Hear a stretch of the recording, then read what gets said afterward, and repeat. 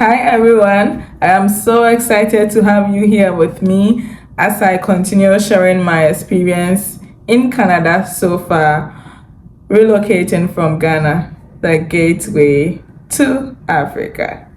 Let's get started. To begin with, Canada has a very good maintenance culture. The roads are always being worked on. They don't wait for it to get bad. They are always working on the roads, touching up to make sure it's in good shape. The lawns are always being worked on. And one thing that even surprised me is that when you take your dog for a walk and the dog poops, you need to pick after your dog. And the fact that everybody does it is what even surprises me. So the place is always looking very neat and well managed. You know all these skyscrapers in downtown? The windows are washed. The windows are washed from the outside. It's amazing how Canada is so keen on maintenance. The next thing is superstitions, okay? I thought superstition was an African thing, only to get here and hear some superstitions. And one of it is that 13 is an unlucky number. The number 13 is an unlucky number. So you go into the elevator and the numbers are there, but from the number 12, it moves to 14. So the buildings here mostly do not have a 13th floor. So from the 12th floor, it goes to the 14th floor. Because the number 13 is seen as an unlucky number and mostly avoided or eliminated. One thing that everybody knows about Toronto, Canada is its high cost of housing. Rent here is the most expensive bill you expect to pay at the end of the month. In downtown Toronto, an average 2-bedroom house costs anything from $3,500 and above. And this may not even include your utilities like water or electricity. And the other thing is that parking, you need to pay for parking. If you own a car and you park, you also have to pay for the parking. It's not free. Because I mentioned car, let me add this. Don't assume that because you've driven in your home country for so many years, you can come to Canada and pass a road test without going through a driving instructor. You may not pass your road test in Canada, not because you do not know the skill or the act of driving, but it has so much to do with the rules on the road. So no matter the number of experience you have in driving in your home country, when you relocate to Canada and you intend to get a driving license, do well to get an instructor to take you on the road for a few times to learn all the rules on the road, and then you will be good to go. I would also want to add that another thing I observed in Canada is that they pay so much attention to your body language.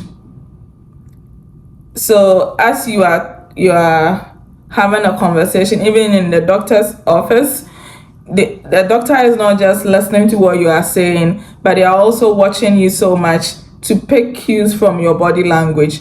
The unfortunate aspect of this is that sometimes some body languages may mean different things depending on where you are coming from, okay? A typical example, we went to the hospital and after seeing the doctor, we requested for the doctor's notes, only to see that the doctor had written something about body language and interpreted it differently, okay? The way the doctor interpreted the body language is not what anybody in Ghana would interpret the same body language as. Here, the moment you don't look into people in their faces or in their eyes whilst you are talking to them, they assume you are holding on to some information or hiding something. So you would want to be very conscious of your body language and know what they mean here to make sure that you are not being misinterpreted. In my previous video on my experience in Canada, I spoke about how common car theft in Canada is. And then my Canadian friend who watched that video drew my attention to a report I missed. How could I? Most cars that are stolen in Canada, one way or the other, finds themselves in the Middle East or West Africa. That is not something that you would want to be tagged with, and who knows, all these might be contributing to how difficult it is to even get a visa to come here. I mean, if you are being associated with car theft, too bad. Last but not the least, in my previous video, somebody requested that I say something about employment in Canada. So this is what I have to say. Currently, the unemployment rate in Canada has risen in recent times. It's not easy to get a work in Canada as it used to be some years ago. Yeah, these are the things you would want to do if you intend to come to Canada to work. You would want to know exactly which area you want to work and let that guide you in the province to stay. Okay, you are more likely to get some jobs in the rural communities than the big cities. So know what you want to do and let that be your guide. Secondly, you would also want to know whether the work you want to do requires some sort of certification so that you start working on them. I have realized that it is not so easy for professionals to transition into the Canadian system. Yeah, it's not so easy for doctors and nurses to transition into the Canadian system and be doing exactly what they were doing back home. There is a procedure you have to go through, so you would want to search what that procedure is and start. There are some that you can even start doing in your home country before you relocate. Okay, and also you would want to take your LinkedIn profile very serious. You would want to put everything in order there, and also connect to people who are already in the field you intend to work when you relocate to Canada.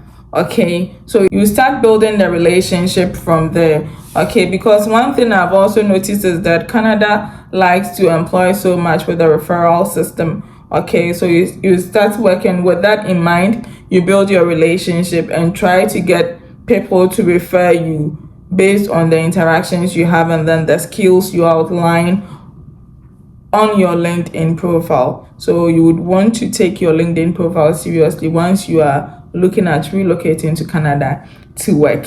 If there is still something that you were expecting me to touch on in this video that I haven't, I would entreat you to leave it in the comment section, and then I will do a video on that. Thank you so much for staying with me till this time. If you have not subscribed yet, kindly do so and watch out for more interesting and informative content from me. Thank you so much for being here. Bye.